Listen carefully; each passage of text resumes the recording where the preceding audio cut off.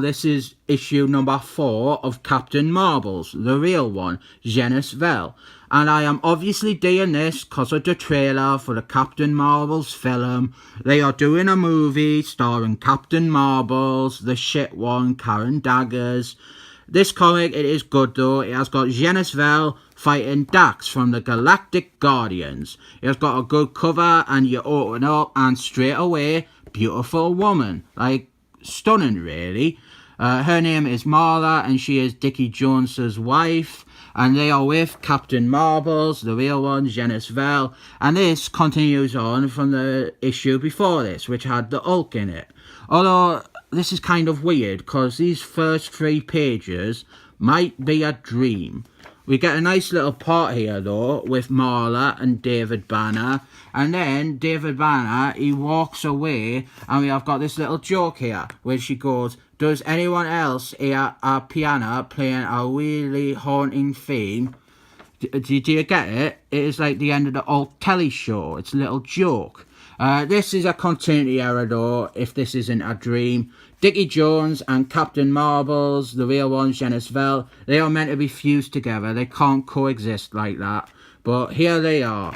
So it must be a dream. But I don't like saying that because it means you have to discount this nice bit with David Banner.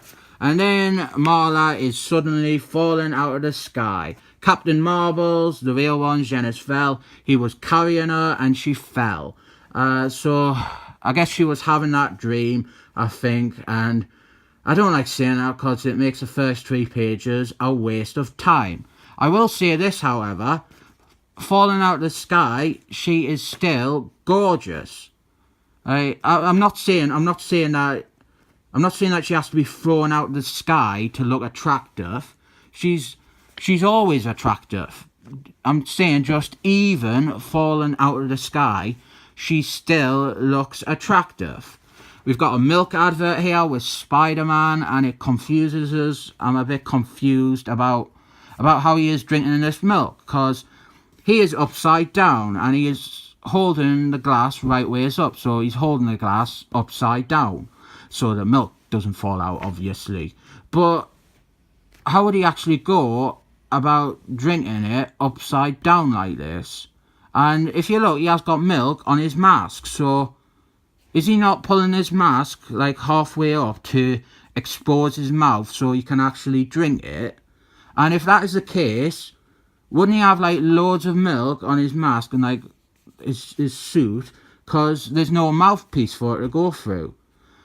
I think this advert alone is worth a whole comic.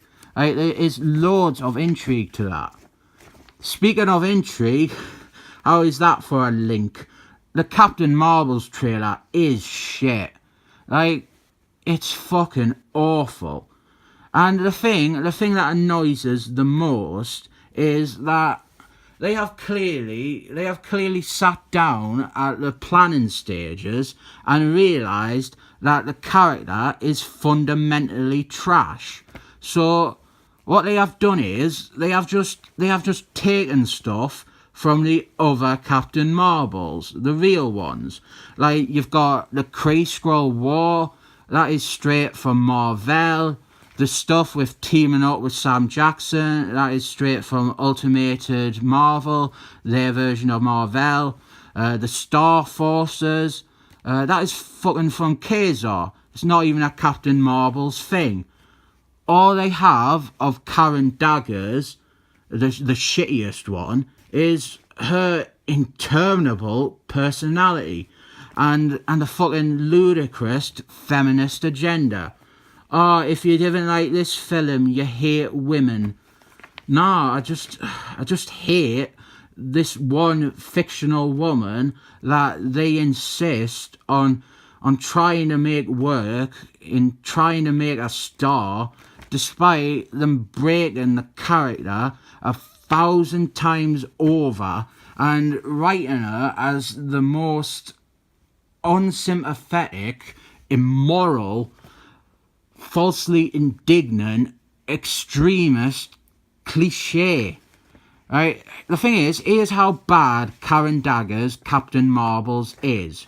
You could turn around tomorrow and have Tom Beaver announce, oh, it was all a joke, it was a parody. Our Captain Marbles, the shit one, Karen Daggers, it's making fun of strawman feminists, and it would work. Speaking of, right, I didn't see any of these people arguing that the term straw man is sexist and needs to be changed to straw person. It's almost as if they don't legitimately think that words or names ending in man are sexist. They're only a problem when they're inherently something to brag about.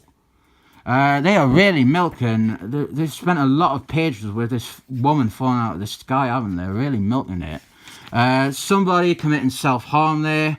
A bit of an idiot, if you ask me, though. Not because of the self-harm, that's understandable. Life is shit. But because she is doing it here, if you look, she's doing it with her sleeve up. Like cutting through the sleeve to get her arm. That is just silly. You're going to have to buy a new shirt. Captain Marbles, the real one, genis-vell, he saved her, and in the fucking film, right, they'd like to invert this little scene. Like, a useless man falls out of the sky, but Karen Daggers, she doesn't save him because man is the true villain of the world. Genis-vell, though, he's probably the Captain Marbles that deserves a film. Like, on the Marvel side, that is. Billy Batson and genis-vell are, in my opinion, the solo stars. Monica Rambeau, she is good, but I'm not sure if a solo film is necessarily the right move for that character. Like, she would be good on a team or leading a team even. But with genis-vell, he is a complex character. He is really layered. But the underlying narrative with him, with the whole character, it is that he is trying to, and usually failing, but sometimes succeeding, to live up to the Captain Marvel's name.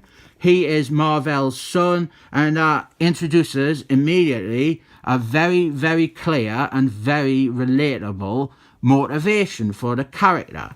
And what keeps him fresh, in my opinion, is that he is unpredictable. He's a bit crazy. He's a bit clueless. He's a bit desperate, really. Desperate to be a hero. And if you're going to do your straw person arguments and go, oh yeah, but he is a white male, we need Captain Marbles to be more than that. Well, he is bisexual. Possibly pansexual. But let us guess, it's not enough that he's pansexual or whatever. You'd want Dickie Jones to be his lover and trans. The comic, it improves on the next page immensely because we get beautiful bald lady Moongarden, and she looks immaculate. I love her. Why isn't she in the films? Well, I'll tell you why. Because she doesn't fit their agenda. Here, look, there is a strong female character. There's a strong bisexual character. Oh, but James Gunn made sexist and homophobic comments about her on a forum. So best bury this whole character so nobody is reminded of his comments. They killed her off panel in the comics, and she is pretty much non-canon in the films. Dax doesn't have a human daughter.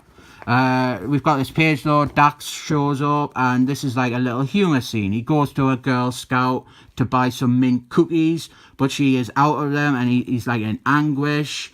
It's a cute little scene. It is the sort of thing though that if this comic came out today, the whole thing, it would just be 22 pages of humour like this. And the reason this works here is because it is isolated. It's like the rest of the comic is normal, and then we've got this little humour scene. We're back with the emo girl. She has been drawing dinosaurs with her blood, so she is artistic at least. And, oh God, Moongarden is extraordinary. Like, really, really hot. As I said before, she is Dax's daughter, and this whole thing is just leading to a fight between Captain Marbles, the real one, genis-vell, and Dax. So they start fighting, and it's a good fight. It's kind of a callback to mar-vell, his dad, and how he often got into scraps with Dax. It's a fun fight, and then it ends with them drifting away in space. To be continued. Letters page here. Tom Beaver being a prick to every letter. And worst of all, in my opinion, usually they print the letter in full and then they respond afterwards. But here, he is just like chipping in mid-letter, like a snide little prick.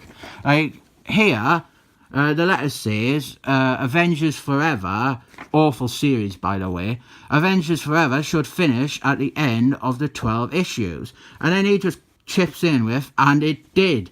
Like he's fucking agitated that this person sent a letter months ago before Avengers Forever finished, and he just wants to point out and lord over the fact that the reader is wrong because the series obviously ended.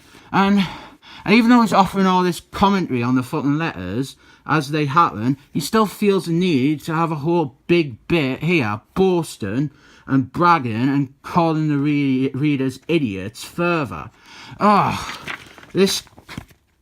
God, no. I nearly just started to get ready to tear this up because of Tom Beaver at the back there. Fucking toxic piece of shit, that man. He makes me hate a comic just from that. This comic though, it is good. It's not great, but it is good. He didn't edit it. I mean, the credits say he does, but he never edits comics. He just lets the writers do their own editing and takes credit for that.